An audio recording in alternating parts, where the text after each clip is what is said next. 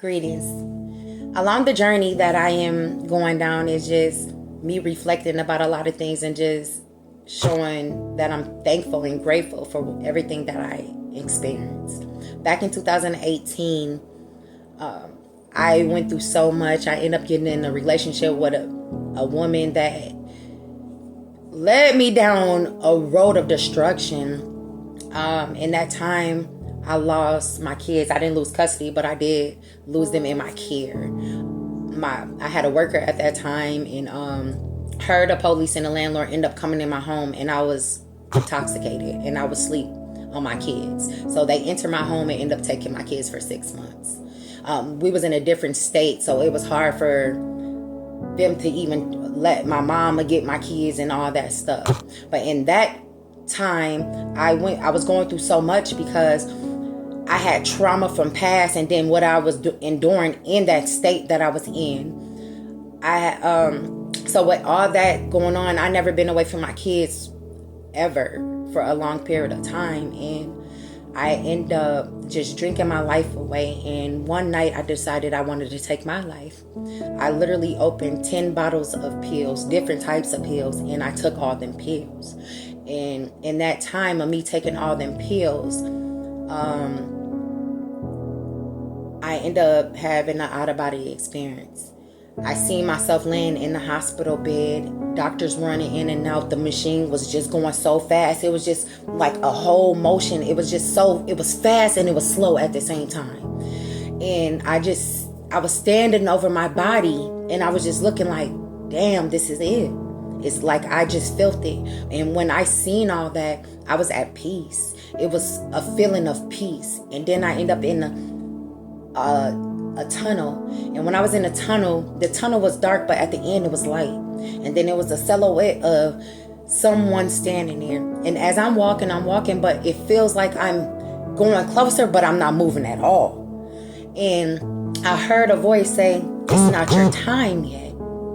And when that voice said, "It's not your time yet," I woke up from a coma. I was in a coma for 3 days.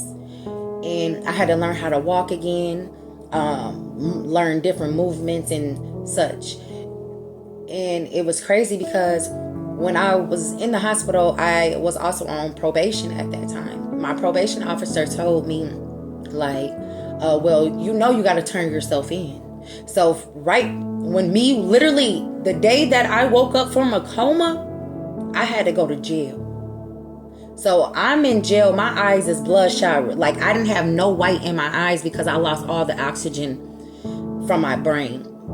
The doctors literally told me and my family when I was at the hospital, my body temperature was at a 26.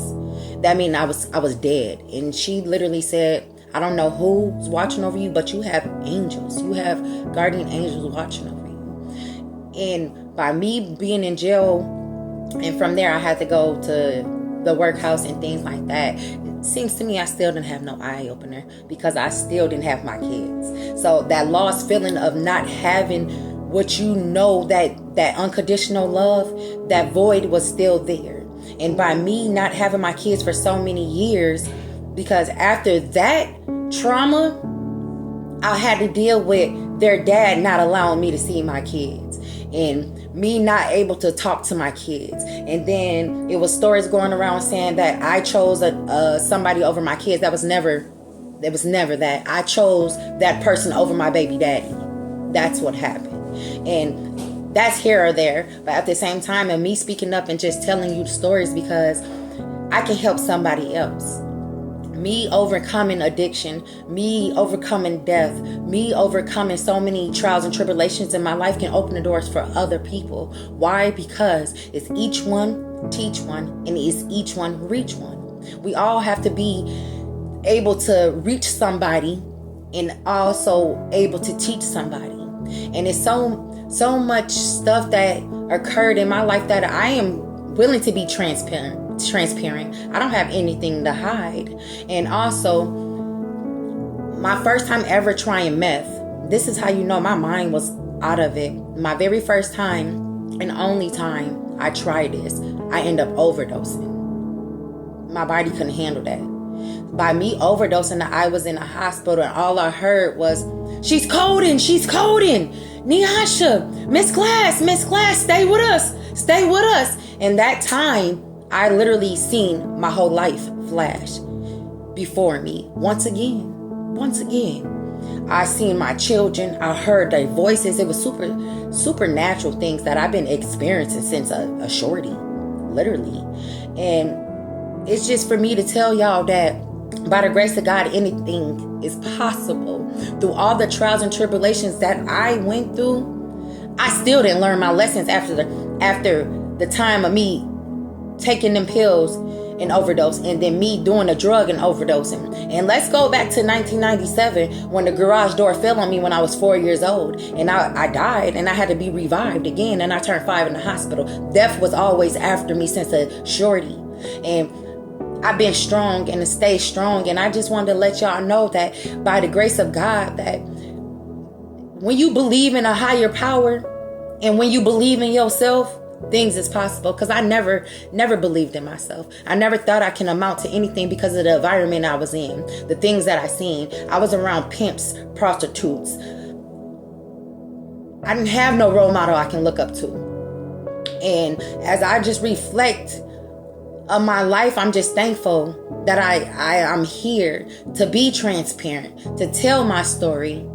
And even when I went to jail from the hospital, I also experienced another woman trying to take her life. She jumped off the top floor, and that was traumatizing to me because I literally just left the hospital the day before yesterday, and now I'm here witnessing this. And it was just so crazy because you never know what nobody's going through. And people be so judgmental, like they don't go through nothing, and like they not gonna take their judgment one day.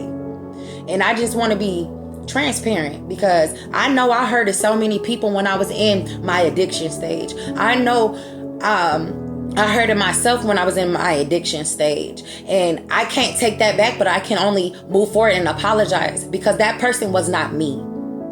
The person that I am now, and people see, that's who I am and that's who I was, but I was always ashamed of that person because I didn't fit in. I wasn't welcome. I didn't have the latest J's. I didn't have the flyest clothes. My hair wasn't always done. People looked at me like that, but I know if I would have stayed true to myself, things could have been different. But I am thankful for all that stuff because I sit here today strong as I ever been, literally, mentally, emotionally, spiritually, physically, for sure. I'm just thankful, and I just want to show the world that once you put one foot forward and put actions behind everything and leave distractions alone and be disciplined and believe in yourself, it doesn't matter if anybody else believes in you. As long as you have that faith in yourself, things can come. And be transparent, because it's people out here that act like they just so good and nothing happens to them, and they just revolve their life around money, and that's not even it. You got to be good and be within yourself. Money can come and go, but if you're not spiritually aligned or in tune, baby, it's gonna be hard. Because I feel like we are living in two different worlds.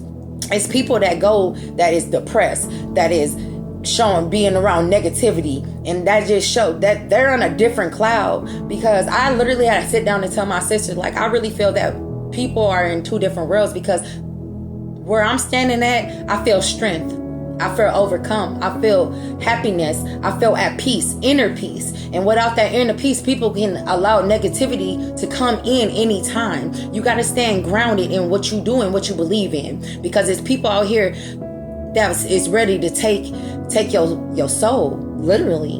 And there's so many lost souls out here that is really need to be captured. And if I can just help one person, I'm thankful for that.